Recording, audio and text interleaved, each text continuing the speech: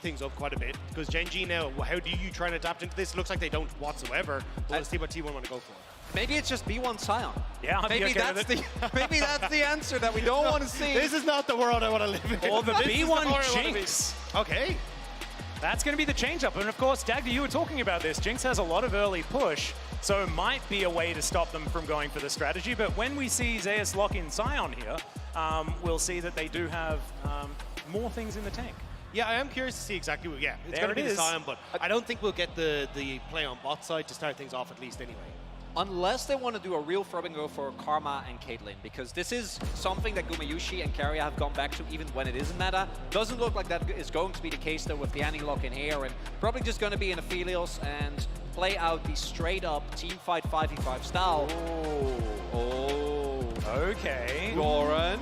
This could, of course, be going into mid lane, but Chovy hasn't played Gragas so far in 2023. Not his thing. It's not his thing. He does like melees, though, just in general.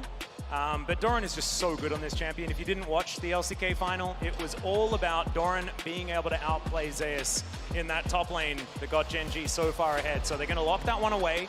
And now Chovy, what is he going to be picking up here, and who is it going to be for? Do they want to shore up their bottom side and make sure that Delight gets on something that he's very happy to be on, or is it going to be something else?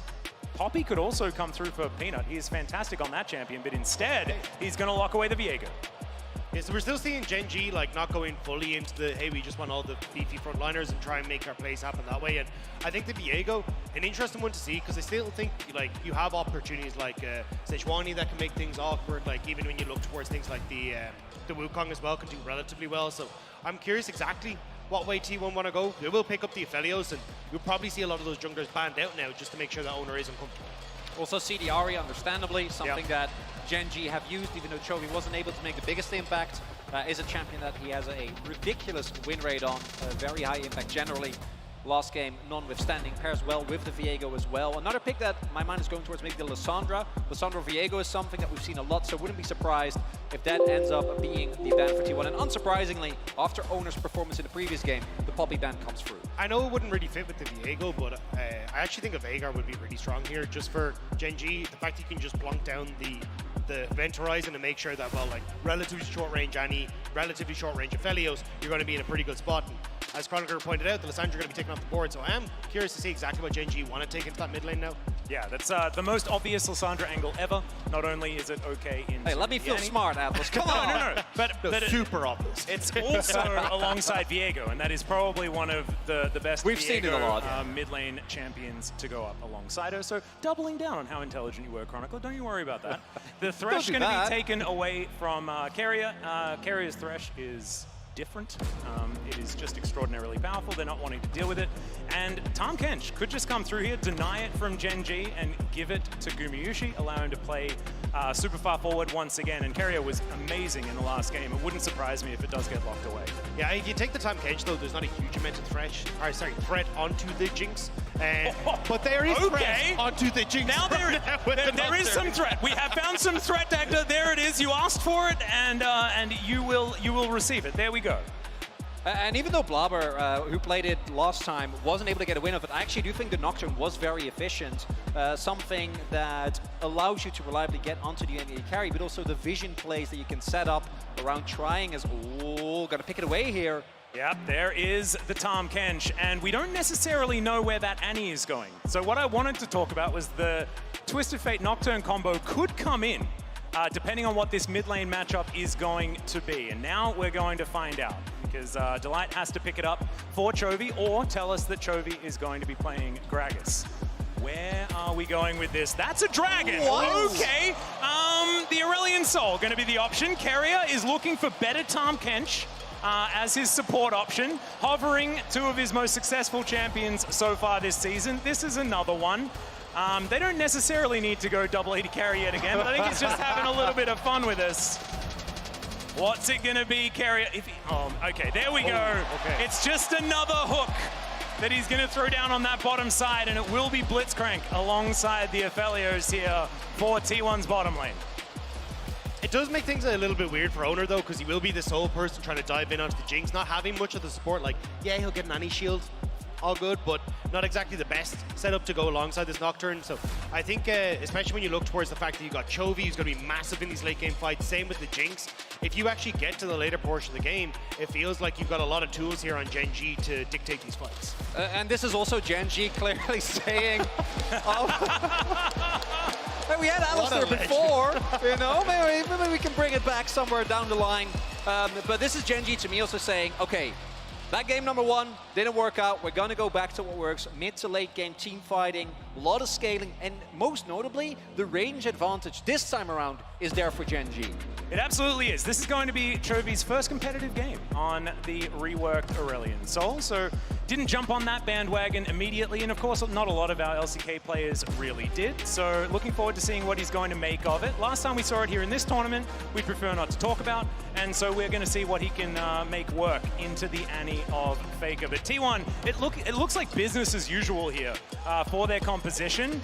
And we'll see whether Gen.G can this time around throw a wrench into the works. But here we go. Game number 2.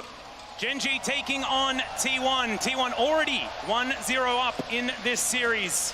Making their way out onto the rift here and seeing whether they can collect themselves match point. Are we getting a cheese? I mean, you have Blitz and Annie. I think you can invade, if you want to. Oh, he doesn't know. Well, there's the flash hook! All right, immediately Chovy has to respond with his own as he breathes some lightning sporadically around the rift in frustration, and will now go home. T1 aren't. They still want to see if they can try and get a little bit more. Ooh. Okay, so this time they actually have full control of this bottom side, but it looks like they're not going to go for the same strategy as game number 1. Yeah, I mean, just not having the push here makes it very difficult to go for that. Doran, though, doesn't believe that. And it's been like, you know what? I'm going to wander down to this bot side anyway, just in case. And I quite like that. I do think that also the jungler plays a big part here. We saw the Poppy last time out, how good it was at the early dive. With Nocturne, they don't really have the same capability. But we know everything that is happening on the map. Gen.G does not, although they might also just try, even if there isn't anything happening, to pivot this into an early kill. KERIA, do know, doesn't have flash. Yeah, so...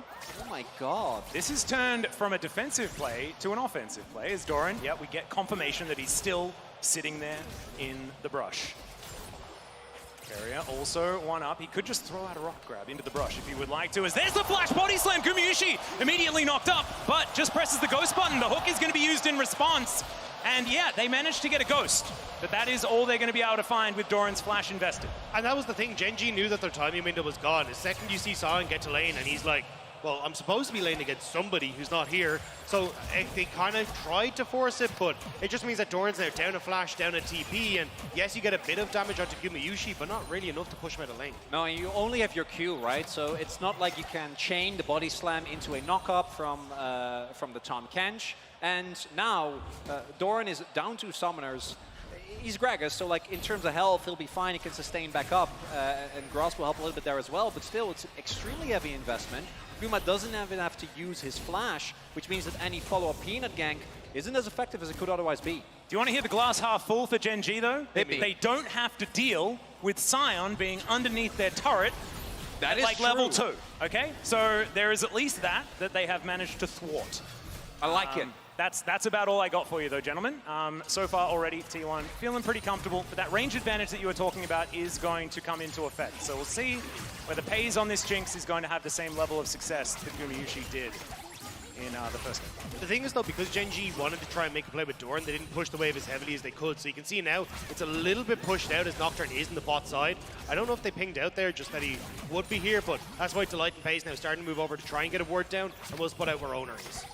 Yep, they get that information. Faker is cheating down towards this bottom side. River gets the stun onto Chovy. As Chovy on a champion that really, really likes to pick up minions here in this mid lane. See how this Aurelion Sol is going to do for him as KERIA moving into the river. ONER coming down now as well.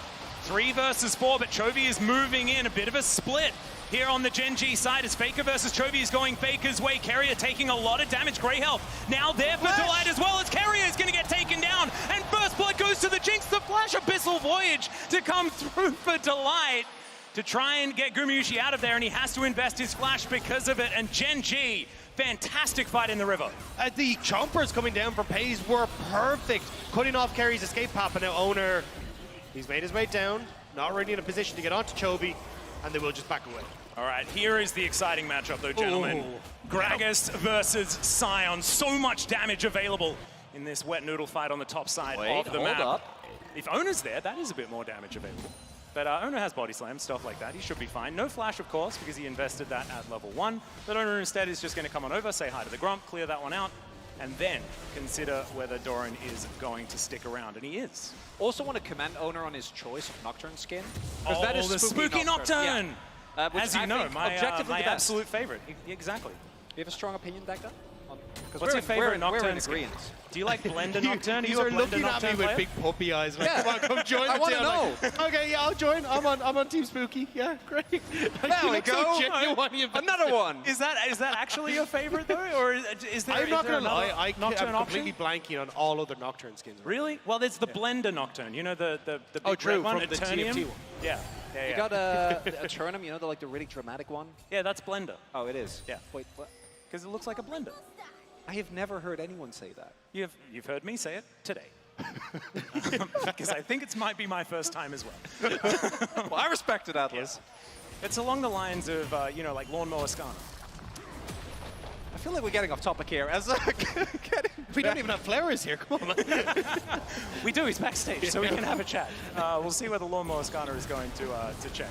Okay, Chovy taking a lot of damage here, as he does just do a bit of a drive-by breathe onto Tibbers, who is going to teleport back towards a Faker and not give up his life for now. So, nothing too much to worry about there in that mid lane as Peanut does make a visit bottom.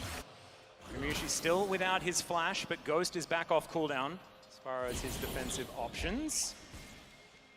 Also, ONER, starting up the Dragon here, with the amount of movement that he made, still ahead when it comes to farm, but not level 6 just yet, right? And that's what we're going to be looking towards. Once that Nocturne Ultimate is available, Paranoia can be a really effective way to either get someone like GUMAYUSI on the bot side back in the driver's seat, or maybe try and make a play when GEN.G tries to contest. I was going to say the Dragon. That's clearly not happening, although maybe a follow-up fight. Yeah, that's the flash forward here from Peanut. ONER, fantastic spell shield as the hook does come forward, but I don't know whether KERIA really wanted it. As he gets interrupted, the chompers were set up, and ONER now very, very low on health, but without a flash, still has his life. Really nicely done there. If ONER doesn't catch that spell shield, I think, or a spell shield, the stun from Peanut, they might be in serious trouble. However, GEN.G still gets a bunch of summoners, keeps the Nocturne on the back foot, and is able to put some pressure on T1. Yeah, I mean, the fact that T1 got the Dragon is super nice because it definitely feels like you kind of want to pick the pace of the game up a little bit here to just have a fight that kind of happens around the 23 to 25 minute mark at that Dragon Soul. Because if you're just letting GEN.G scale into Oblivion with the Aurelion Sol and the Jinx, it's going to be pretty disgusting to try and deal with this team fight later. So at least T1 securing that early objective will give them that bit of an opportunity then to start that timer. Yeah, I feel like that scaling conversation that we were having in game number 1 is now a little bit of a, if GEN.G make it to certain minute in game, they win.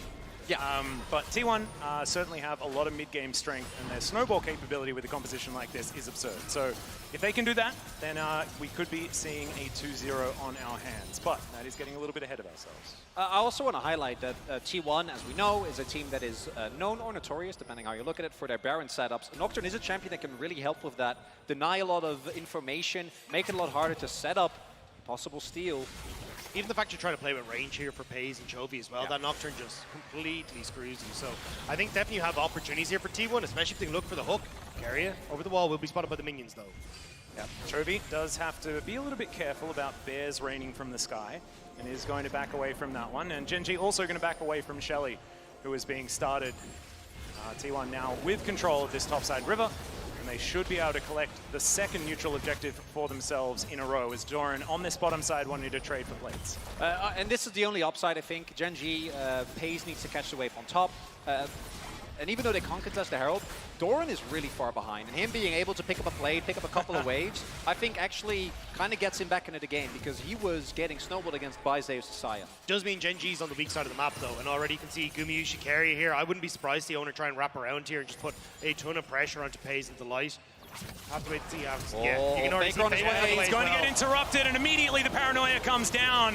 The fear is going to come through, but another Another hook is going to land, and GUMAYUSI grabs that kill for himself. Now Pays just has to look on as the corpse of the Tahm Kench is going to remain. So teleport to come through here, but Faker is in position. Pays running for the hills, but there's nothing he can do. The bear is going to be enough, and it's a solo kill for Faker. Now Chovy, he's going to throw down the stars, but I don't think it's going to be enough to keep him alive. And T1 just destroy Gen.G in the top lane. Wait a Peanut, can he find some resets here as this Viego, as they do manage to get one execution onto Faker, but one kill does come through for Peanut. And the biggest thing there, Doran tried to TP and he got denied again. If Doran is in that fight, Gen.G have a chance, right? And you also saw Chovy is teleporting in there with the assumption that they're actually going to be able to commit to the play, but because ZEUS is able, I think it was the ultimate, to again deny Doran to join the fight, Gen.G get caught off guard, and T1 is able to win the fight. Oh, it's heartbreaking stuff for Gen.G and T1.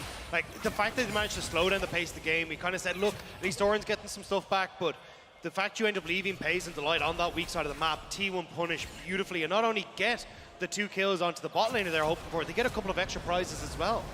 Yeah, this ward in this brush, absolute MVP for this particular players. Now we're going to see it. ZEUS just parks the train onto the Gragas. And that's the second time we've seen that happen. And imagine if there is a Gragas here, right? Pays is completely fine. Chovy is able to join in and make sure that everything will be okay. Faker doesn't end up picking up the kill, but instead, everything goes T1's way. Yeah, I mean, the TP from Chovy was super late as well. I mean, you'd already abandoned the turf for Pays, and you're only just coming up here into 4 members. Now, they do end up going super low, but it's kind of heartbreaking here for Peanut. ONER does a really good job of just barely preventing him from getting in to get the 2 kills there. But at least he managed to pick up 1 for Peanut, but it's a big win for T1. Certainly is. As the dust settles, we only have about a 500 gold lead here for T1. As 23 seconds on the Cloud Drake. Denied yet another Cloud Soul, but a few other options that could be spicy. Hex Gates, a possibility. Chemtech Soul, another possibility. Ooh. Absolutely fantastic. One of my personal favorites. Orcs is on the desk, isn't he? Yes. He is a huge fan of Chemtech Drakes. We got so many of them after he joined the LCK. Yeah, he really dethroned you as the did. guy who He was the Dragon Bringer. Yeah, but he was the Chemtech one. I was the Windy one. As all right, Doran looking for an opportunity here. There's another body slam flash as Faker is going to use the cast to taxi his way out. Paranoia comes in yet again as the stars do once again descend. Faker goes golden, but I have a feeling he's still going to go down, and that is Peanut getting yet another kill. Delight going to go down in response, though, as it's a 1-for-1. Chovy is flying towards them. The breath is going to come through onto the Scion, but he's still going to be able to remain alive as Gen.G come alive here in this mid-game a little. Well, Reset City was nearly being built there for Gen.G between both the Jinx and the Viego. They were nearly able to take over that fight, but T1 do back away, and Gen.G get the drag. T1, you don't have the pyramids, okay? You need to go for the proper channels. And now Gen.G trying to start the dragon, but are getting contested. Yeah, GUMAYUSI under 50% health right now without any summoner spells. That's why he's hanging so far back. As Doran also relatively low, and they slink in, and it's just going to be a full heist. As T1 just walk on over and say, no, that's mine. They will pick that one up. They didn't even have the city permit. It was completely gone. No, T1 did do their work. Yeah, they're fine. That was very strange. It's almost like they were kicking them out of their own house, you know, instead. Weren't actually going for a steal of something that Gen.G owned. So T1 now moving themselves towards a couple of Drakes in the lead. Mountain Soul, yet again. High value dragon in this game once more. T1 can continue this snowball and grab that Drake. It really does help them out as for their game plans. We're going to check this one out one more time. I mean, the fact that Faker gets a flash off here is absolutely massive. And I did kind of think at this stage T1 would dissipate. Like, ZEUS not able to get in there, but great stun coming through from Chovy. Faker has to go golden. And that hook from KERIA just barely missing Pays and getting Delight means you've actually got your front line there. And when the reset starts to come through, you can see big big CC coming through from Peanut to try and help out with just following up, but they're not quite able to do so. Yeah, big thing there is Guma actually flashing, and Peanut is able to get the kill. You're in deep trouble. ZEUS. All right, Dragon breathing on him for a moment as Doran gets in there with the body slam. There's a cast that's going to work out as Paranoia comes in. Can ONER actually save his top lane? The answer's no, but the rest of the T1 cavalry has now arrived. The skies are descending on top of them. Decent knockups are down as well, but the Scion... In fact, the Viego is going to fall. Looking to come on forward yet again as Peanut collecting it, but his own version of the zombie mode is going to go down. That was so confusing, gentlemen. My brain exploded. Too many zombies. There's too many zombies, as Peanut will fall, but not after getting a whole bunch of work done. I think big there was not just Peanut being in the front, but also Chovy being able to just keep on channeling, right? Like, finish his Rylai's. Look at the amount of damage that he's able to do by just continuously standing behind his two meatballs. And here what we see is T1, as they often do, attempting to really turn this one around, but I think they kind of underestimated how fast ZEUS was going to go down. Yeah, also the fact that you managed to steal away the Sion there, get a good knock-up onto ONER, and this just sets up beautifully then for the rest of the follow-up to come through. So really nice job there from Peanut. Yes, he ends up falling down, but even the fact you get the zombie mode activated is perfect. Now GEN.G trying to move down to the spot lane, Faker en route. Yeah, Peanut will take his Krogs first, as GUMAYUSI with red and white guns really making some short work of this turret, but Doran comes on over to save its last legs at least. Peanut with the largest gold lead in the game right now, but T1 in every other role doing absolutely fine. But as it stands, gold only about 200 in favor of T1. But those dragons really are going to be the things we need to focus on, as GEN.G, I guess, has one dragon, don't they? It's not the right type of dragon. No. Well, I mean, depends on where you're looking for. You know, They definitely need a mid lane. If you're talking mid lane team fights, yeah, or mid to late game, I'm saying that's a good dragon. Yeah. But you also don't want T1 to get Mountain Soul for very obvious reasons, and that's kind of what I'm looking toward. If GEN.G is not able to get the Drake in about a minute and a half, I don't think you're really going to hit the item breakpoints that you're looking for, or in case of Aurelion Sol, the stack breakpoints, to where you can basically take on almost any fight and be able to win. And if T1 gets a Mountain Soul, a lot of the equations with 100 to 0 combos, you know, Doran engaging, Peanut getting resets, become a lot harder. And the thing is, because GUMAYUSI's managed to pick up three, pick up three of the kills. Very cute. It's very hard then for you to actually use Jinx to push up in this lane, because if you end up with carrying GUMAYUSI, the Gale Force very quickly moving towards Infinity Edge, trying to get the push can actually be a little bit tough just because GUMAYUSI is such a lead. So you do have to be quite careful in trying to enter in towards River to get that vision down so you can actually take these fights and not end up with like Faker having a good flank or just ONER jumping on you. Even with the light there, it is also hard for pace to move up, right? Between the Nocturne, the Annie, and the Blitz. Well, speaking of which, he is going to move up. Chovy going to put down a little bit of a black hole there underneath the enemy turret, but it's not really going to do too much. And ZEUS just pushing this wave towards the top side. So not exactly the most action-packed game so far, but T1 have taken the most neutral objectives. So I think theoretically they are going to be pretty happy. For my first ever LCK finals, though, this is exactly what I want. Yeah, I was gonna ask you, like, how is it the first LCK final that you've casted? You're one game and a half in, I guess. Yeah. I mean, I already feel at home. I feel like I understand exactly what's going on. All right, so we'll just need to get an email over to G-Sun. Okay. And we can get that process started. Get the right permits. Yeah. Get it done. Reminds me of 2019 all over again. I'll move in with Ox. It'd be great. Rocket Grab is going to land, and immediately Delight is going to get taken down. Not enough great health going to be eaten to keep him alive there. And that is ONER picking up the kill. Now T1 with a big advantage, move towards the mid lane. Really big mistake from Delight. You know that KERIA is going to be fishing, and without a Kench, Paze isn't really going to be able to play this upcoming team fight. And now T1 looking at Soul Point here for a Mountain Soul. Really big win for them. Absolutely huge, and they also get the charge in the mid lane as well, so that turret very, very close to going down. Delight now making his way back, but it's not going to be enough to get them into position around this Drake whatsoever. So that Soul Point that you were talking about, Earth, Wind, and Fire locked down here for T1. And now they're looking to augment that with an outer turret in this mid lane as well. A really big moment here for T1 in this game if they can lock that one down. GEN.G going to deny it for the moment, and T1 will walk away. Yeah, you can see GEN.G were trying to set up for something. Chovy over the wall, maybe the flash body slam from Doran, but T1 are like, look, we got what we came for, let's just back away. But I am holding my breath every time KERIA steps near someone. I'm like, is he gonna get it? Often the answer is yes. Yeah, he's a really good player. I'm not gonna lie. That's a bit of a controversial opinion there, Dak. You care to elaborate? Although, I mean, Delight is actually a fish, so he should have known better. You mentioned that, you know, okay, never mind. No, I actually would love for you to explain the joke, Atlas. Please do. Oh, the amount of times I've walked into that one. Anyway, Faker moves up here towards his top side to clear out the wave, and we are back to just housekeeping, tidying up Summoner's Rift. And we'll have to look towards a Baron that's going to be spawning in a minute's time for T1's next port of call. Because of course, like, if you ever want to know what T1's looking to do next in the game, assume that it's Baron. Yeah, I mean, when you've got a couple of seconds until it comes up, yes, it is 20 minutes, but you can already see, like, KERIA moving up in this direction. They just want to try and push waves, get vision, because a huge amount of their game plan is we actually don't want to full-on 5v5. We want to see if we can get a pick with KERIA beforehand. So trying to get this mid lane turned down is the big one. And KERIA, this is... I would have flashed. I would have just flashed.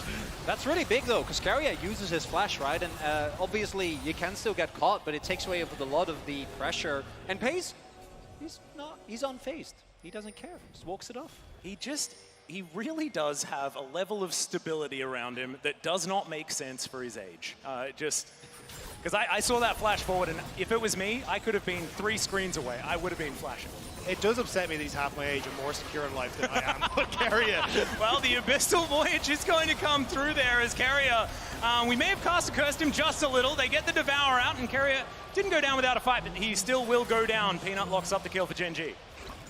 Just brilliant stuff. I mean, the fact that they managed to get the turnaround there, the E coming through from Delight makes it very, very easy. And now Peanut wants to see what he can do in the Blitzcrank, but everyone on T1 is dissipated. Faker matching Chovy push on the top side, and I think again, Peanut? Yeah, Peanut just looking for it. Does not find the stun there onto Faker as the Abyssal Dive does come through. ONER looks for that opportunity. It's a phenomenal ult from Chovy there as Faker is going to be the result of that. But now T1 members do outnumber them. The flash out, decent cask to come through from the grave. But GUMAYUSI is flashing on top of them. It's a double kill already. Make it a triple. And T1 will walk out the victors. A crucial there is that Peanut could... Oh, Pace. Flash forward there as ONER is not going to be able to secure him. And he will get to safety. A crucial there is that a lot went down and Peanut couldn't start the resets. I think maybe because of the vision denial and ZEUS standing on top, he was immediately channeling his decimating smash. So Peanut couldn't get close, couldn't get more kills going. And now, 21 minutes, T1 about to pick up the Baron. Yep, yet another T1 Baron to come through here, their 3rd for the series so far, as ZEUS is going to dive forward towards Pace, gets a full channel on the Q, and Faker just mops it up. It was going so well until it really wasn't for GEN.G. Yeah. T1 now immediately putting the foot on the accelerator. 6 kills for GUMAYUSI, nearly his 3rd item. And I'm going to say Faker dodged these abilities, but definitely Chovy had to try and come in to rescue this one because it wasn't looking so hot at the start. And what we see, even with the ultimate going down there, right? Guma is so much faster to the fight.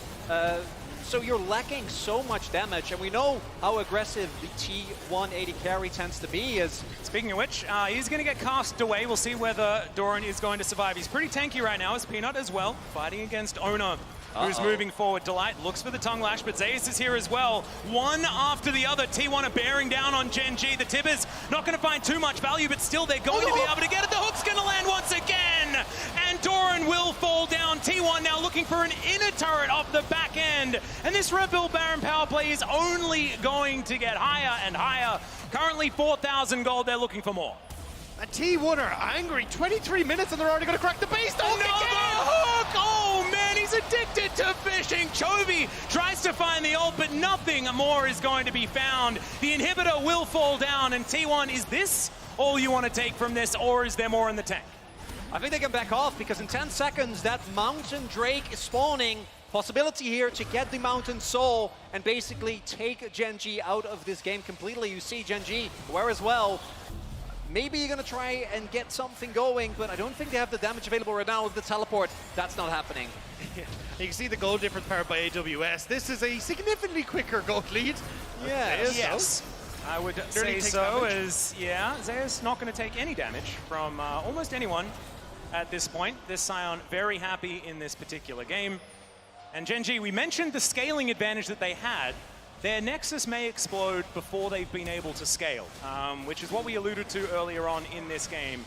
And now T1 on this Mountain Soul point, they will be able to just take down this, collect themselves a soul, and GEN.G haven't found a neutral objective all game. They haven't found a turret all game. And it's something that, sure, domestically they don't necessarily prioritize dragons, but they are then able to trade cross-map, right? Yeah. They're able to get a turret, which right now hasn't happened yet. Get a Herald, and when we talk about scaling, right, I think obviously with Jinx and with Asol, yes, these are very strong, but it's not like Annie and Aphelios, if they can get on top of that back line, they can still wreak havoc. And right now, it looks like Gen.G isn't getting an opportunity to play the game. Yep, ONER on the flank does have that paranoia available. Peanut will find him.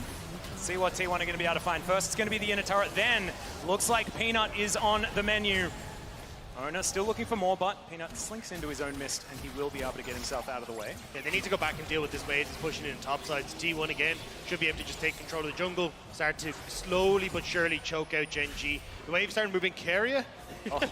Man, this is the most exciting fishing I've ever watched. I'm not going to lie. Well, Peanut is once again just trying to stop T1 from being able to take whatever they want, but so far it's been unsuccessful all game, and it is going to remain that way as the inner turret is going to be taken down. All inners now removed. One inhibitor turret also taken down. Gen.G just scrambling to find anything. T1 moving towards a 10,000 gold lead. And Peanut has to dash, gets himself out of the way of the hook once again here for KERIA. As Peanut just throws a bear at him, and there's only so many times you can dodge it, Peanut. This was not one of them.